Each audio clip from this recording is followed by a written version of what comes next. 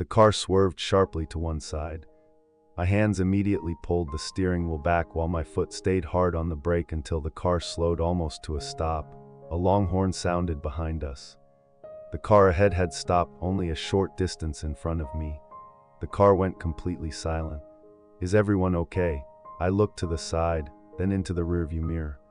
Everyone was fine. One of the kids in the back had just woken up and was sitting upright, staring ahead without understanding what had happened. I kept both hands on the steering wheel and looked at the car that had braked suddenly in front of us. Only then did I notice how hard my heart was pounding. Just a little closer. Traffic behind us began moving again. I guided the car back into the lane, left more distance this time, and continued driving. All the scenarios about tomorrow's trading session that had been running through my mind were gone. My eyes stayed on the road ahead, watching each car, every open space, every time a brake light came on. At an intersection, the light ahead turned red. My foot came off the accelerator and moved to the brake as the car slowed before the stop line. When traffic began moving again, my foot moved from the brake back to the accelerator. A motorcycle came close on the right. My eyes glanced at the mirror before my hands made a small adjustment to the steering wheel to keep some distance. Everything happened quickly and normally. I did not even notice each movement until the image of that sudden stop came back to me. The brake lights ahead came on. My foot pressed the brake. My eyes searched for an open space beside me. My hands turned the wheel. It had all happened within a fraction of a second. I tried to remember the moment when I had decided to do each of those things. I could not find it. The road opened up ahead. I kept driving, this time leaving more distance between my car and every vehicle in front of me. My hands stayed on the wheel. My foot continued moving between the accelerator and the brake. My eyes moved between the road and the mirrors. One movement followed another while I listened to a few words from the back seat and watched the traffic around me. The car stopped in front of the house. Everyone got out one by one, collected the luggage, and carried things inside. I opened the trunk and lifted the bag with my laptop inside. Then I paused when I saw it. The stock that had kept me restless through the last 2 days of the weekend was still in my portfolio. But right now, the thought of opening my laptop to check it no longer pulled at me the way it had before. The sound of braking on the road was still clearer in my mind than any of those red numbers. I carried the bag inside and helped everyone unpack. Clothes were taken out. The kids' things were put back where they belong. A few things that needed washing were gathered together. Everyone seemed tired after the trip. The conversations gradually faded as each person went back to whatever they needed to do. When almost everything was finished, I sat down. The house was much quieter than the resort and the road we had just come from. My phone was on the table. The laptop was still inside the bag. There were no stock prices in front of me, and the kids were no longer calling to each other as they ran from one place to another. As everything around me slowed down, the image of the car ahead appeared again. The brake lights turned red. The distance disappeared quickly. Then my car swerved to the side. I looked down at my hands. Had I pressed the brake first or turned the wheel first? When had my eyes moved to the mirror? Had I seen the open space beside me before turning the wheel, or had my hands already begun to turn almost at the same time? The harder I tried to remember, the less I could find any clear sequence of thoughts leading to those actions.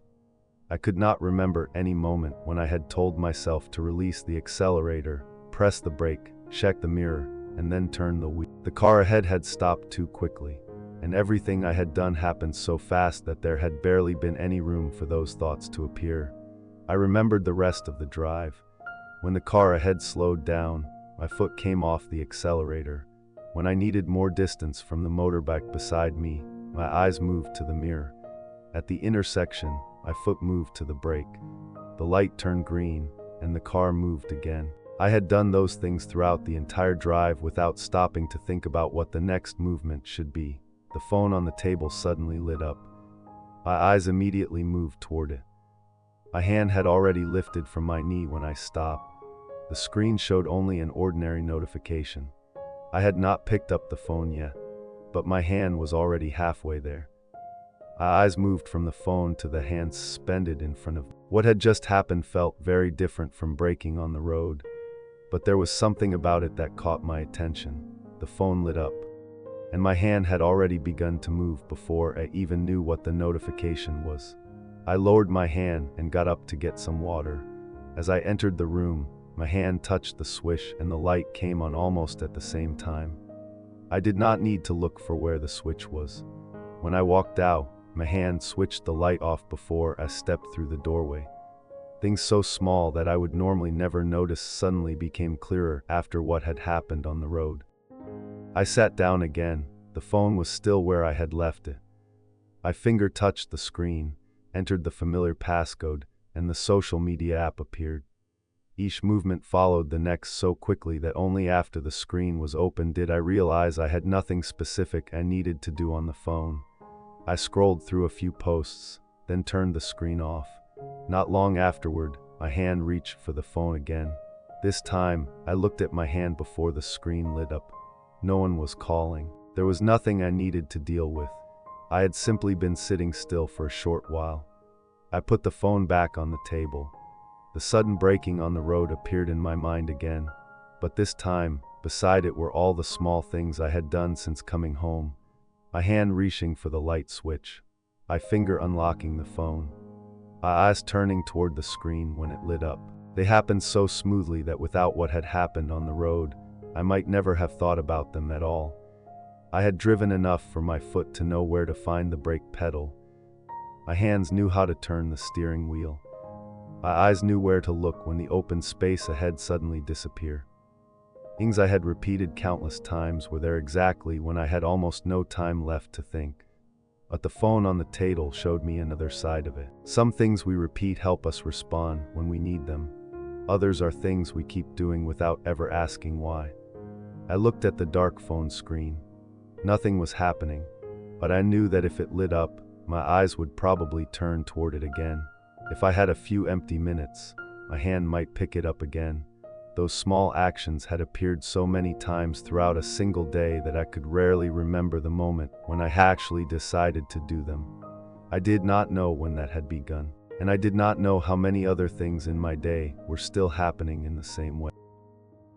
When the house had finally gone quiet, I got ready for bed. The laptop was still in the bag where I had left it after coming home. My phone was beside the bed. I lay down, but after a long day, sleep did not come immediately. My hand reached for the phone again. The screen lit up.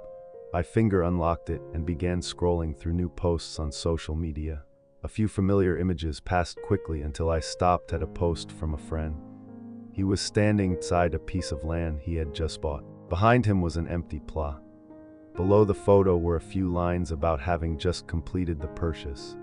I kept reading and stopped at the part where he mentioned the money he had made after taking profit on a stock.